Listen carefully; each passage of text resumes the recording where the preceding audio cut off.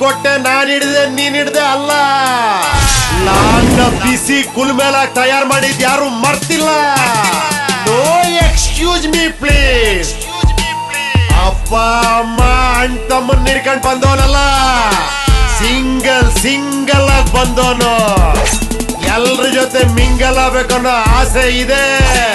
Kindle ಮಾಡಿದ್ರೆ ಪೊಂಗಲ್ ಮಾಡಿ temple ಮುಂದೆ ಬೆಕ್ಕರ್ಸಿ ಗುಂಪಲ್ ಹಚ್ಬಿಡ್ತೀನಿ. No excuse me please. ಎಲ್ರ ಕಾಲ ಎಳೀತದೆ ಕಾಲ.